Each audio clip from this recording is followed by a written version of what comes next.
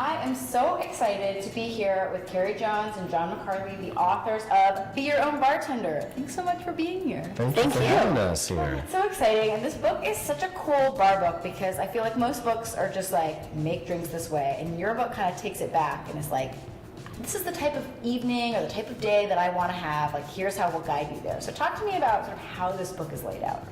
So the idea is that it's a flowchart cocktail book, and to our knowledge, it's the world's only flowchart cocktail book. And so you can either start with an occasion, like are you making drinks for a party, are you doing drinks for a dinner or a brunch or winter holidays or something like that.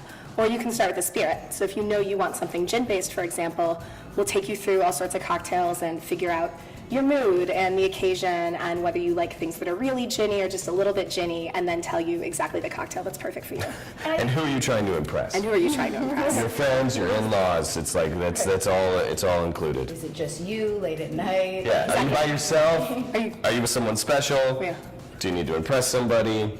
Here's the drink. And I think what's also cool about this is I think that for a lot of people, when they're planning a menu, it does start with that kind of occasion. Sure. And it often also is like, what do I have in my bar? So you can kind of go either direction. Absolutely. And I think even people really familiar with cocktails, they don't necessarily know what they want. Even we don't necessarily know what kind of drink we want to make for a party, and sometimes it's useful to have someone basically explaining it to you. Right, like ask those questions first. And so what are the things that people can look for in this book? Because the cocktails here are all accessible, they're all meant to be made at home, but they're kind of varying degrees of difficulty. So how do people approach that as well? I think in a lot of the charts, we can sort of take you through whether you want to do something more ambitious, like will you start prep the day before? You know, will you do an infusion that has to be made overnight? Also, do you just, like, we have a thing where it's like, how much time do you have? 30 seconds or 3 hours? And if it's 30 seconds, it's like, great. Did you know you can pour A into B and Boom, it's boom, delicious? boom, boom, boom, and you're drinking. But if you Yeah. have the time, then it's like, we can geek out as much as you want. If you want to spend a week prepping a drink, we got that for you too. We can do it all. Yeah. So we're making a drink today. Talk to me about this drink and kind of how people can get to this one through your book. Absolutely. So it's called the Gin Gingerly, and it's definitely a drink for gin lovers.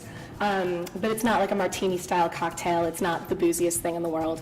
Well, there's a good amount of booze in it, I would say. But this is for someone who definitely likes gin, who likes something a little more herbal. How would we flowchart our way to this drink? So you would turn to the gin chapter, and we would say, do you want something really, really ginny, or do you like a little gin in things? And this one's not really ginny, so this is gin in things. And then, do you want something floral or fruity or herbal? This is on the herbal side. Do you want something a little adventurous? This would be yes. It's not too out there, but it's definitely for people who, you know, maybe a little boundary pushing, I would say. What do we need to do to get started? Okay, so gin gingerly. So the first thing is ginger. So I've cut a little piece of ginger out, took the peel off, and cut it up so I can muddle it. So we're going to muddle it. Now, one of the things is, maybe you have a muddler at home, maybe you don't. Wooden spoon works just great. Perfect. You know, Just anything you can smash with. you just need to be able to smash stuff. So we got muddled ginger. So now we're going to start making the drink liquid part. So 1.5 ounces of Beefeater. Good London dry gin. London dry gin at 47% alcohol by volume, so it's boozy, which is awesome because you want to taste it. 3/4 of an ounce of freshly squeezed lemon juice. And in this drink, I mean, each ingredient is so important because it is kind of a simple cocktail. So you want to use fresh ginger, you want to use fresh lemon juice, all of those things. Yeah. Are super Absolutely. And I mean, making fresh lemon juice is just as easy as it can be. You just Not- squeeze a lemon. Right. You're Boom, done. lemon juice, you got it. 1/2 ounce of yellow chartreuse. This is a French liqueur. It's very herbaceous. It's going to go with the herbaceousness of the gin. It's going to match with the ginger. The French just drink it straight, but we're Americans, so we make cocktails. And is there anything for people who say, oh, I don't have chartreuse in my cabinet, but I have XYZ? Like, are there other things that you could substitute here? Because one of the things I also love about this book is you have a lot of substitutions, which for me, as someone who's always trying to like refresh and replenish and use the things in my bar, Yeah. you know, what are your other suggestions here? Or is it like you need the chartreuse? What is comparable to? I think Nothing. I think chartreuse is kind of its it's own kind of beast. its own thing. Yeah. But There's we do yellow and have- green. There's yellow and green. This is yellow. But we do have other suggestions in the book of cocktails you can make So if you decide you love this and you like the chartreuse, Yeah. we point you to 4 other cocktails with the yellow chartreuse. So, Yeah. we might have you get a little bottle, but you can use it up. Yeah, our goal was like, if we ask you to go buy this bottle, Yeah. we're not gonna just say, no, you made the one drink and put it on the Right, shelf. We're gonna say exactly. like, here's 3 other drinks And let it you get can dusty use. on the shelf Here's forever. this one like flavored liqueur that you will never. Never use it. Yeah, we made a point to be like, okay, so you got this, or if you made chamomile honey that we're about to do here, like once we have chamomile honey, okay, you can use it here, you can use it here, you can use it here, so that the book is multifaceted. Yeah. We love chamomile honey, so, so good. almost all cocktails need some kind of sweetener.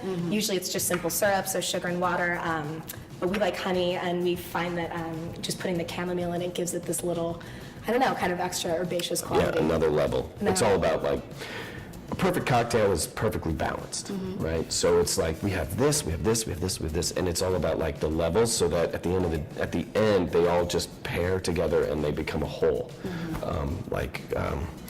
It's greater than the sum of its parts. Yeah, and so talk to me about how you make this chamomile honey, because this is kind of a cool process that I saw you make in like 5 seconds. Absolutely, it's So- as easy as making a cup of tea. I mean, you really are just making a cup of tea. So we use 2 tea bags and just 4 ounces of water, so it's super, super concentrated. And then just let it steep and stir in the honey, and then that's your chamomile honey. It really is that You sound easy. fancy, like you use Exactly. chamomile honey. Yeah. I made this chamomile honey all by myself. Yeah, you made tea and put a lot of honey into Yeah, it. yeah, we didn't hand pick the chamomile or dry it ourselves, but it's like a tea bag and then make tea and then add honey and boom. Easy, perfect. And we do have a lot of syrups and things like that in the book where they sound very fancy. Like we have a sencha green tea vodka, and the way you make that is you put some green tea in vodka and then you strain it out. In like an hour. It's like 2 tablespoons of green tea, put it in the bottle, and an hour later, strain it out, You boom. look awesome at your party. But you some, Let's try this green tea vodka. yeah, look at my, have you had my green tea vodka that I made for you? So fancy. Yeah. All right, so now the drink is here, so we're gonna ice it up, shake it up, and strain it out. Super, super simple. Just like a good healthy dose of ice here.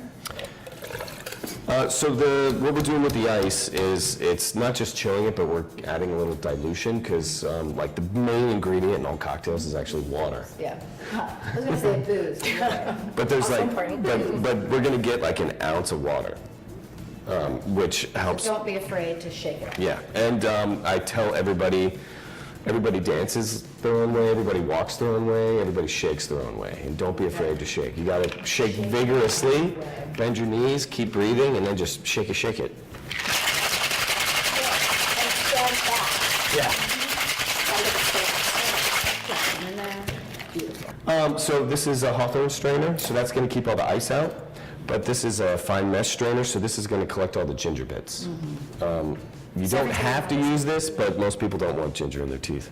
Yeah, every time you muddle something, you're usually going to use a fine mesh strainer to get out whether it's the strawberry seeds or basil bits, ginger And like, fiber. I got this at, kitchen, like, Beth and Like Beyond a or whatever. It's like, not a- yeah, it's easy. One of those things, again, look fancy, but actually super easy. So you can see, there's all the ginger bits there that we don't want in our drink. Catch you later, ginger bits. And then just to make it a little pretty, I'm gonna see if I can get this to balance. And then boom, there you go. Perfect. Well, thank you guys so much for coming over, teaching us how to make gin gingerly, and talking about your new book, Be Your Own Bartender. It's such an awesome book for anybody who wants to get into cocktails but thinks it's like maybe a little too scary for them. I find this is like one of the most accessible You cocktails. literally can be your own bartender. You can. You can be your own bartender. Thanks, guys. Appreciate it.